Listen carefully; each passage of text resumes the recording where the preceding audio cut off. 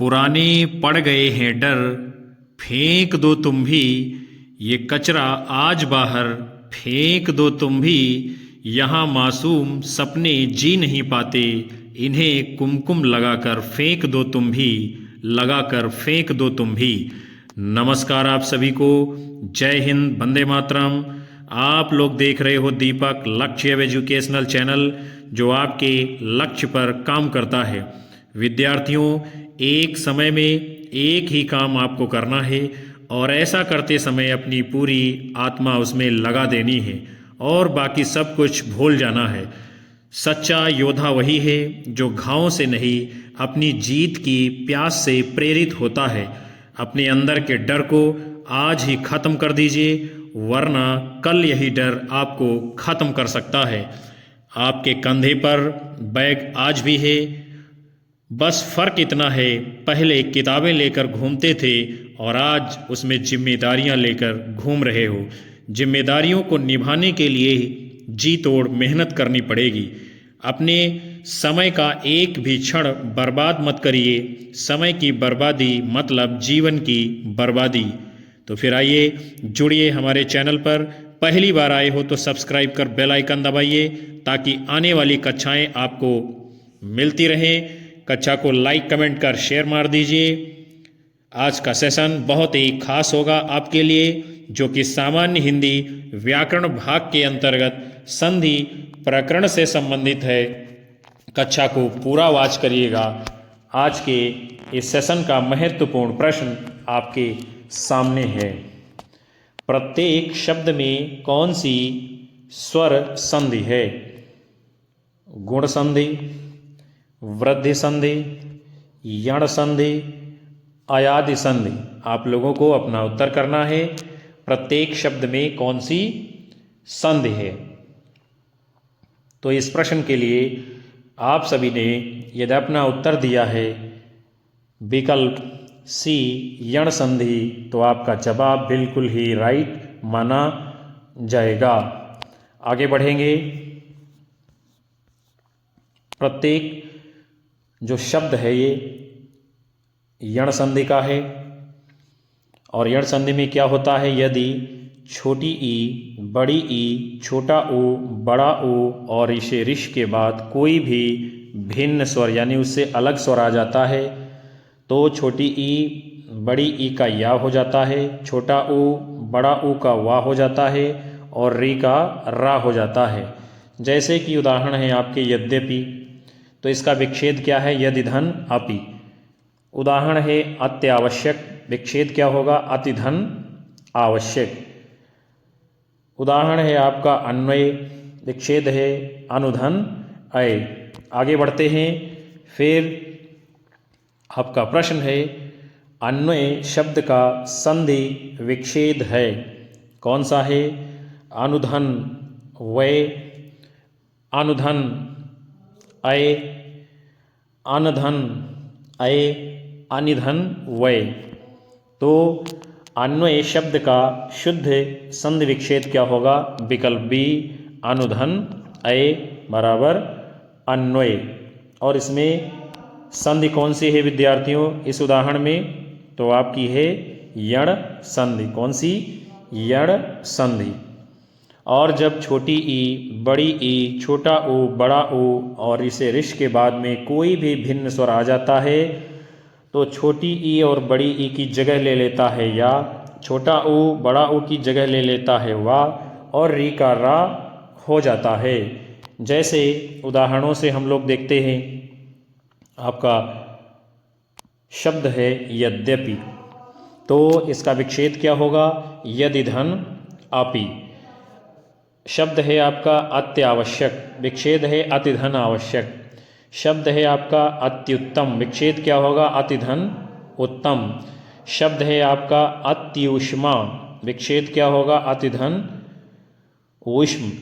फिर है शब्द आपका मध्वालय, विच्छेद क्या होगा?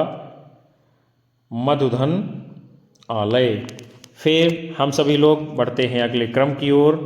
आपका प्रश्न है निम्नलिखित में वृद्धि संधि का उदाहरण कौन सा नहीं है? महोत्युक्त, पवित्र, लोकैषणा, महीश्वर्य। तो कौन सा उदाहरण नहीं है वृद्धि संधि का?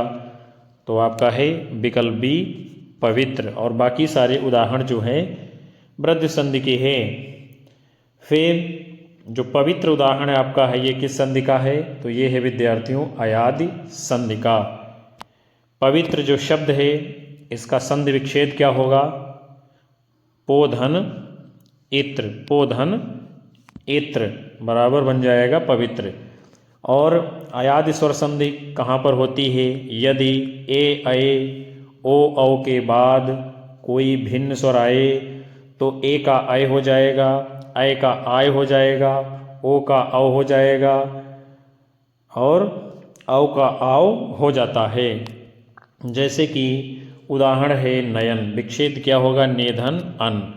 उदाहरण है नायक, विच्छेद क्या होगा? नयधन अक। उदाहरण है आपका पवन, विच्छेद क्या होगा? पोधन अन। और पावन उदाहरण है, विच्छेद इसका क्या होगा? पौधन अन। और महोत्युक्त, लोकैषणा, महेश्वर्य, ये सब जो है वृद्धि संधि के उदाहरण हैं आपके। फिर आपका अगला प्रश्न है, दिग्गज का संधि विच्छेद क्या होगा? विकल्प हैं आपके दीधन गज, दिग्धंजा, दिग्धन गज, दिग्धन गज। क्या होगा दिग्गज शब्द का संधि विच्छेद शुद्ध रूप में? तो आपका है विकल्प डी दिग्धन गज। और ये किस संधि का उदाहरण है? तो आप जानते होंगे ये जो है किसमें? व्यंजन संधि में आता है। और जब का, चा, टा, ता, पा के बाद किसी वर्ग का तृतीय वर्ग, समझ रहे हैं, जैसे का वर्ग, तो का वर्ग का तृतीय क्या होगा? का, खा, गा, या चतुर्थ वर्ण आए अथवा यारा, लावा अथवा कोई स्वर आए तो का, चा, टा, ता, पा के स्थान पर अपने ही वर्ग का, यानी जो वर्ग होगा उसी का तीसरा वर्ण हो जाता है। उदाहरण के लिए अजंत, विच्छेद क्या होगा? अच धन अंत। तो आप देख रहे हैं अच का जो अंतिम वर्ण है आधा चा, और तीसरा वर्ण इसका कौन सा इधर हो गया है? जा, चा, छा, जा, तीसरा वर्ण जा होगा। ऐसे ही है दिग्भ्रम, विच्छेद क्या है? दिक धन भ्रम। तो दिक का अंतिम वर्ण है आधा का, और का वर्ग का तीसरा वर्ण क्या होगा? गा, बन जाएगा दिग्भ्रम। ऐसे ही है वाक जाल, विच्छेद क्या होगा? वाक धन जाल। तो वाक का अंतिम वर्ण है आधा का, और का अपनी तीसरे वर्ण में जाएगा तो क्या हो जाएगा? का, खा, गा, बन जाएगा वाक जाल। फिर है जगदानंद, विच्छेद क्या होगा? जगत धन आनंद, और जगत का अंतिम वर्ण है आधा ता, और ता वर्ग का तीसरा वर्ण क्या होगा? ता, था, दा, बन जाएगा जगदानंद। इसी प्रकार है षड दर्शन, विच्छेद है षट धन दर्शन। फिर है सदवाणी, विच्छेद क्या है? सत धन वाणी। आगे चलते हैं। फिर आपका अगला प्रश्न है, संवाद का संधि विच्छेद क्या होगा? सन धन वाद, समधन वाद, सहधन वाद, समधन वाद। क्या है संधि विच्छेद संवाद का? विकल्प बी। और आप देख रहे हैं विकल्प डी में भी समधनवाद लगा है, लेकिन ये क्यों नहीं सही है? चूंकि माँ में इसमें हलंत नहीं है। और ये किस संधि का उदाहरण है? व्यंजन संधि का। मो अनुस्वार, सूत्र से माँ का जो है अनुस्वार में परिवर्तन हो गया है। आगे देखते हैं, स्वर संधि के कितने भेद होते हैं? 5, 6, 3, 4। कितने भेद होते हैं स्वर संधि के? आपके 5 भेद होते हैं। और केवल स्वर वर्णों के मेल से बनने वाली संधि को स्वर संधि कहते हैं। यानी क्या है? स्वर संधि के साथ में व्यंजन नहीं मिलते हैं, स्वर के साथ में स्वर का मेल होता है। और स्वर संधि के 5 प्रकार होते हैं, जो कि इस प्रकार हैं: दीर्घ स्वर संधि, गुण स्वर संधि, वृद्धि स्वर संधि, यण स्वर संधि और अयादि स्वर संधि। आगे देखते हैं। फिर आपका प्रश्न है, गायन का संधि विच्छेद होगा, क्या होगा? गाधन यन, गाधन अन, गेधन अन, गैधन अन। क्या होगा गायन का संधि विच्छेद? विकल्प डी शुद्ध रूप में गैधन अन हो जाएगा। और ये जो गायन शब्द है ये है किस संधि का उदाहरण है? तो ये है आपका अयादि संधि का। और जब ए ऐ ओ औ के बाद कोई भिन्न स्वर आता है तो ए का ऐ हो जाता है, ऐ का आय हो जाता है, ओ का औ हो जाता है और औ का आव हो जाता है। जैसे नायक विच्छेद क्या है? नयधन अक। पावक विच्छेद क्या है? पौधन अक। नयन विच्छेद क्या है? नेधन अन। पवन विच्छेद क्या है? पोधन अन। आगे बढ़ेंगे। फिर आप सभी का प्रश्न है, कवीश्वर शब्द का सटीक संधि विच्छेद क्या होगा? विकल्प हैं आपके कवि धन ईश धन वर, कवि धन ईश्वर, कवीश धन वर, कवि धन ईश्वर। तो क्या है शुद्ध रूप में विच्छेद कवीश्वर का? विकल्प डी कवि धन ईश्वर। और इसमें संधि कौन सी है विद्यार्थियों? दीर्घ संधि। और दीर्घ संधि कहाँ पर होती है? जब छोटा आ बड़ा आ, छोटी ई बड़ी ई, छोटा ऊ बड़ा ऊ और री के बाद में वे ही स्वर ह्रस्व या दीर्घ रूप में आते हैं तो उनके स्थान पर क्रमशः जो है बड़ा आ, बड़ी ई, बड़ा ऊ और बड़ा री हो जाते हैं। जैसे उदाहरण के लिए आपका शब्द क्या है? गिरीश। विच्छेद क्या होगा? गिरिधन ईश। तो गिरि का जो अंतिम वर्ण है वो क्या है? छोटी ई। और ईश का प्रारंभिक वर्ण है बड़ी ई। दोनों मिलकर के बड़ी ई बन जाएंगे यानी कि दीर्घ हो जाता है।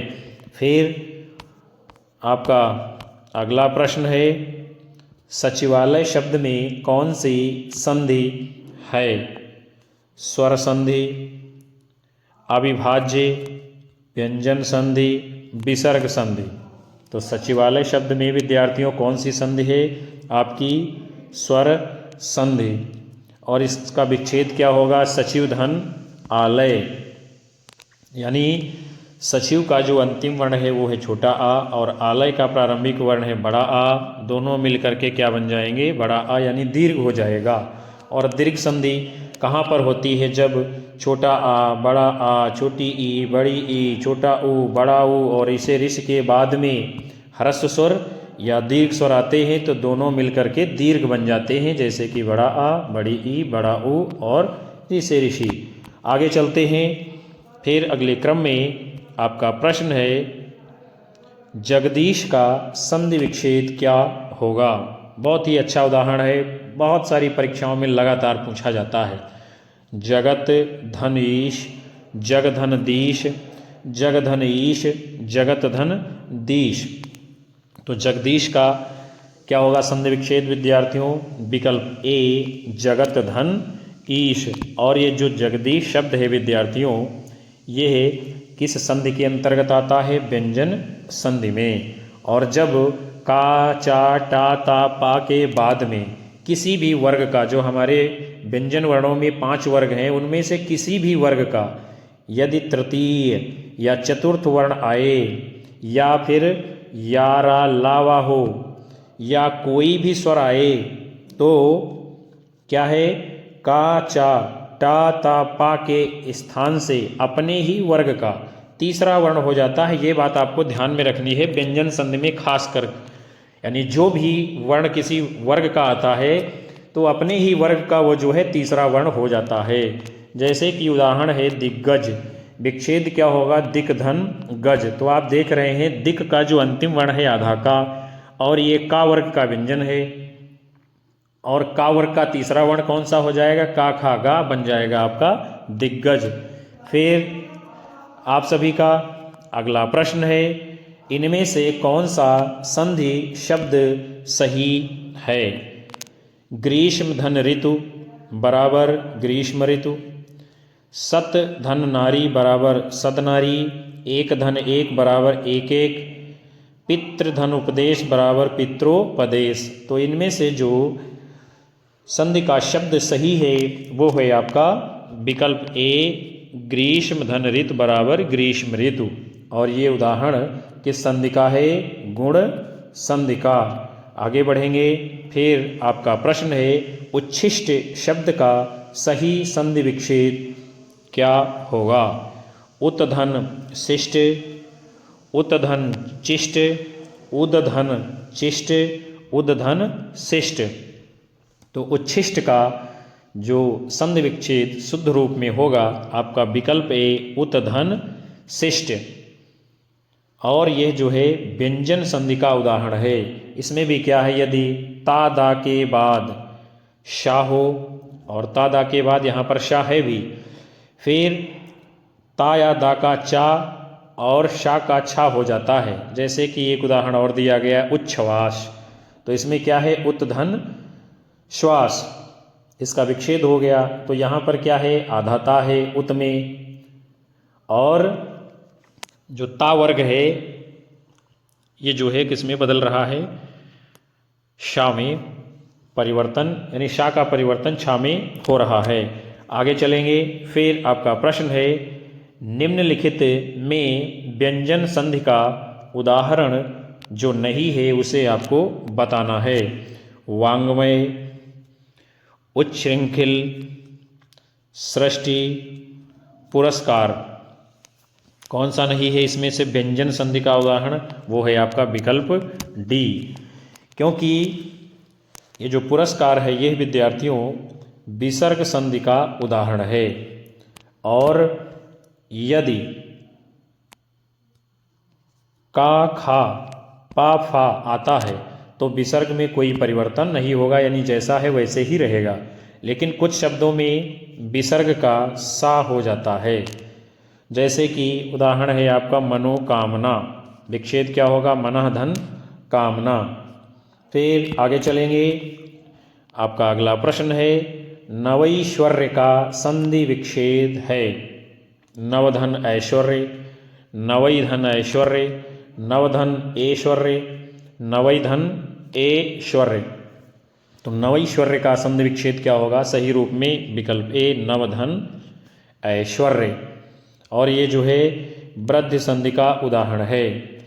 एकैक, एक धन एक, सदैव, सदा धन एव, परम ओजस्वी, परम धन ओजस्वी। ये सभी उदाहरण किसके हैं विद्यार्थियों? वृद्धि संधि के। आगे चलेंगे, फिर आपका प्रश्न है दुराज, दुह धन राज की संधि होगी, यानी कौन सा ऐसे शब्द बनेगा? दुराज, दुहराज, दुरराज, दुराज। तो दुह धन राज की जो संधि होगी आपका कौन सा है?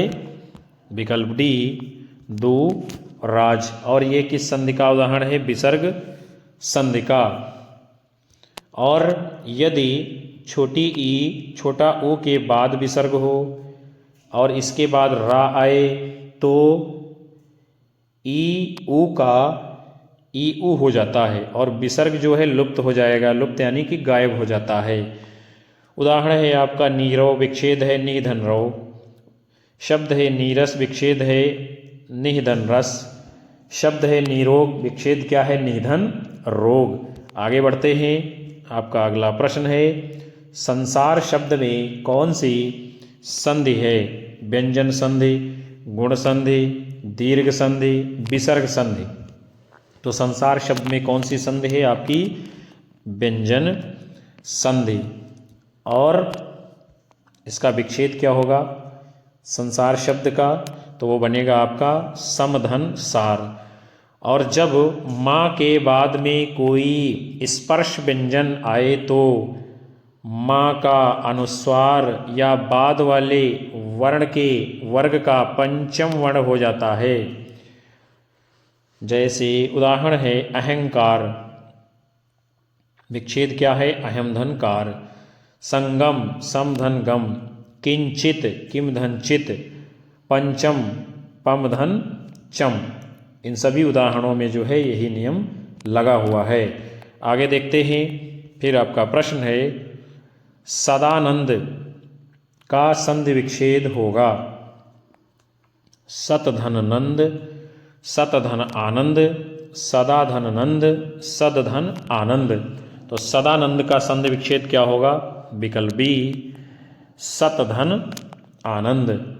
और ये जो शब्द है सदानंद, ये किस संधि का उदाहरण है? व्यंजन संधि का। और जब का, चा, टा, ता, पा के बाद में किसी वर्ग का तृतीय, अभी आपको ऊपर बताए थे, या चतुर्थ वर्ण आए अथवा यारा लावा हो या कोई स्वर आए तो का, चा, टा, ता, पा के स्थान पर अपने ही वर्ग का तीसरा वर्ण हो जाता है।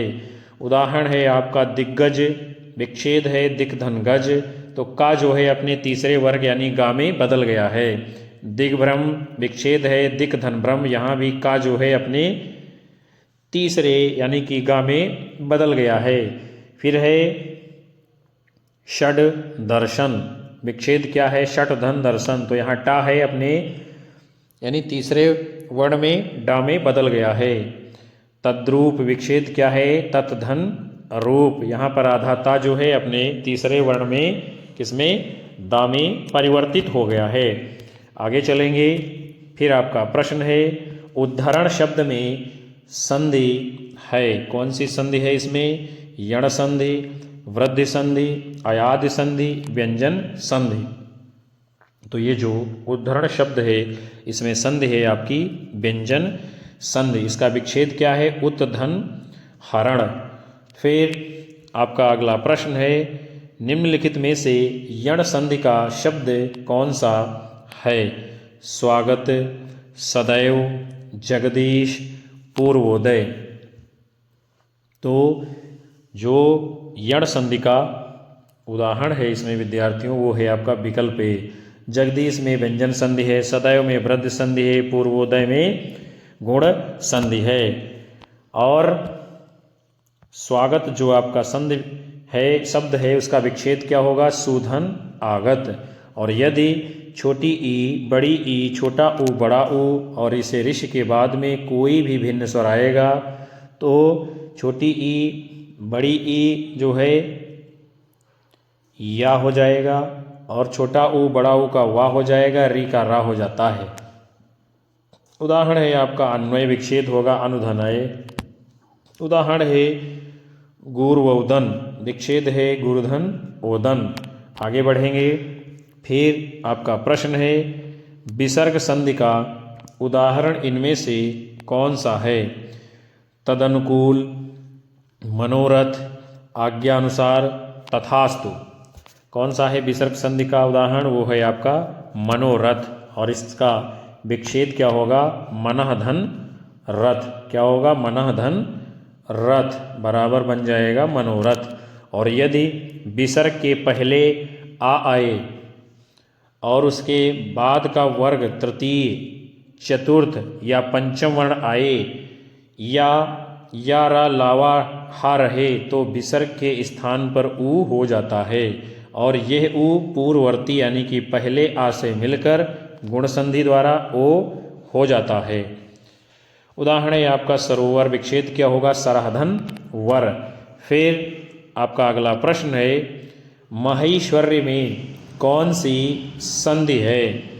विकल्प हैं आपके यण संधि, दीर्घ संधि, गुण संधि, वृद्धि संधि। तो महेश्वर्य में कौन सी संधि होगी आपकी विद्यार्थियों? तो वो है आपका विकल्प डी, वृद्धि संधि। और इसका विच्छेद क्या होगा? महाधन ऐश्वर्य। यदि छोटा आ, बड़ा आ के बाद ए आए तो दोनों मिलकर आए हो जाते हैं। ओ औ आएंगे तो दोनों मिलकर के औ हो जाते हैं। उदाहरण है एकैक, विच्छेद क्या होगा? एक धन एक। यहाँ जो है क्या है? एक का जो अंतिम वर्ण है वो कौन सा है? छोटा आ।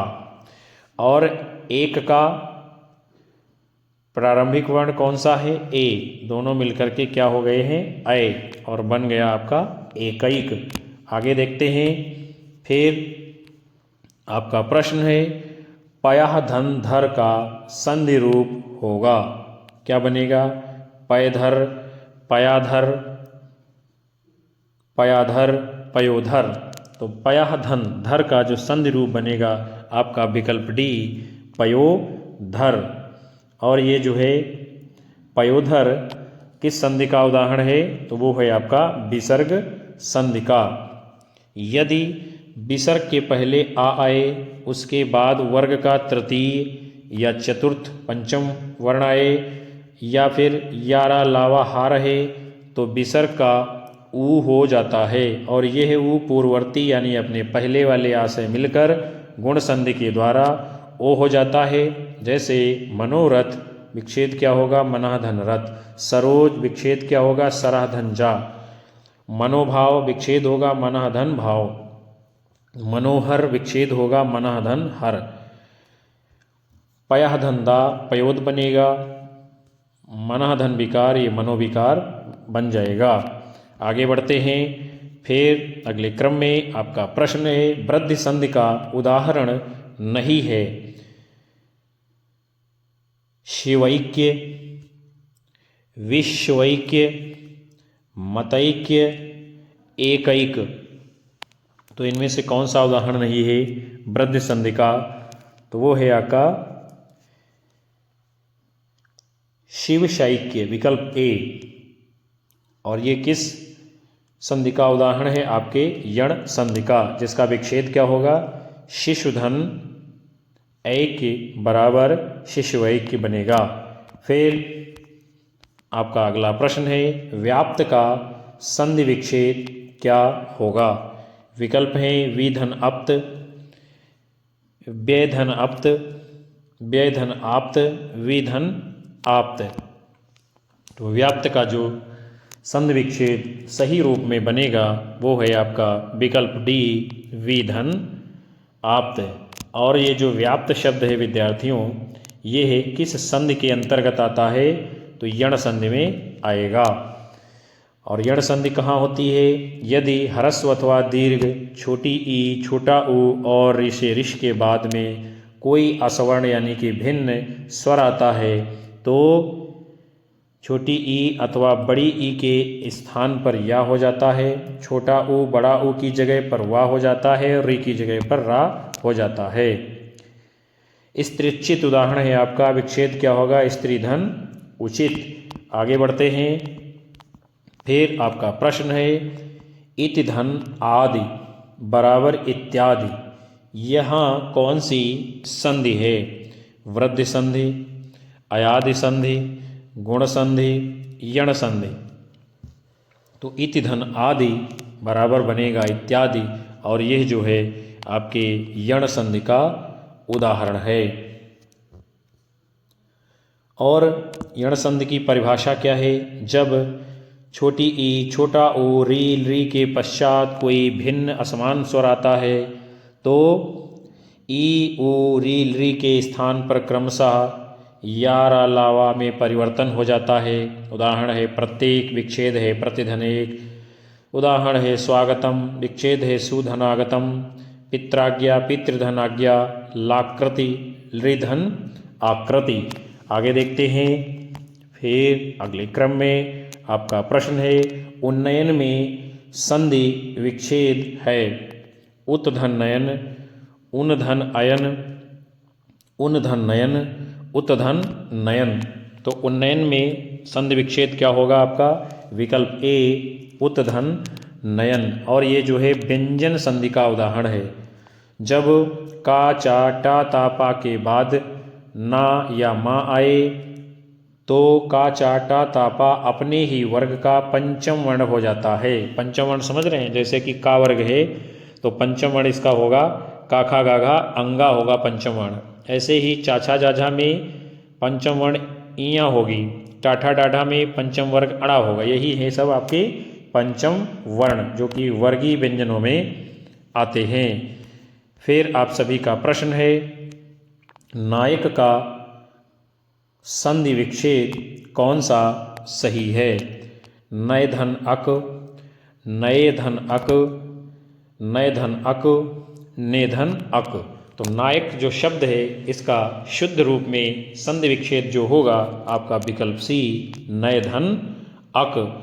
और जो ये आपका नायक शब्द है वो किस संधि के अंतर्गत आता है? अयादि संधि का उदाहरण है। जब ए अय ओ औ के बाद में कोई भिन्न स्वर आए तो ए का अय हो जाता है, अय का आय हो जाता है, ओ का औ हो जाता है और औ का आव हो जाता है। जैसे कि उदाहरण है आपके नयन, इसका विच्छेद क्या होगा? ने धन अन। नायक विच्छेद क्या होगा? नय धन अक। पवन विच्छेद है पो धन अन। पावन विच्छेद क्या है? पौ धन अन। और ये सभी जो है अयादि संधि के उदाहरण हैं। आगे बढ़ते हैं।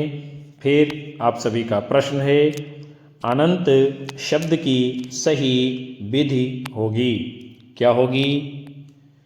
विकल्प हैं आपके अनधन अंत, अनधन अंत, आधन अंत, अननधन ता। तो जो आपका ये अनंत शब्द है इसका शुद्ध रूप में जो संधि विच्छेद होगा वो है आपका विकल्प बी अनधन अंत। अब आप देख सकते हैं विकल्प ए में भी अनधन अंत है, लेकिन क्या है जो विकल्प ए में अन है उसमें हलंत नहीं लगा हुआ है, इसीलिए क्या है ये विकल्प सही नहीं है। और आपका सही उत्तर क्या होगा? विकल्प बी अनधन अंत। और ये जो आपका शब्द है अनंत, ये किस संधि का उदाहरण है विद्यार्थियों? तो वो है आपका व्यंजन संधि का उदाहरण। इसमें क्या है? व्यंजन ना के पश्चात स्वर आ आया है और व्यंजन ना तथा स्वर आ के बीच संधि होने पर अनंत शब्द बना है। किसी व्यंजन के साथ अन्य व्यंजन अथवा स्वर के संयोग से उस व्यंजन में जो रूपांतरण यानी परिवर्तन होता है उसे ही व्यंजन संधि कहते हैं। तो विद्यार्थियों आज के इस महत्वपूर्ण सेशन को हम यहीं पर विराम देते हैं, जिसके अंतर्गत आप सभी ने सामान्य हिंदी व्याकरण भाग में संधि से संबंधित प्रश्नों की श्रृंखला को देखा है, जाना, समझा। मैं आशा करता हूं कि ये सेशन आपके लिए महत्वपूर्ण और लाभदायक सिद्ध होगा। ये प्रश्न आपकी विभिन्न परीक्षाओं में अवश्य पूछे जाएंगे। कक्षा को लाइक कीजिए, कमेंट करिए और ज़्यादा से ज़्यादा शेयर मारिए। उसके साथ ही अपने सभी साथी मित्रों को हमारे चैनल पर विजिट कराते रहिए, उनको जोड़ते रहिए और हमें ऊर्जा मिलती रहेगी। हम आपको लगातार कक्षाएं देते रहेंगे। मिलेंगे आप सभी को पुनः से अगले सेशन में। आप सभी को तब तक के लिए नमस्कार, जय हिंद, वंदे मातरम, बाय बाय, शुभ रात्रि विद्यार्थियों।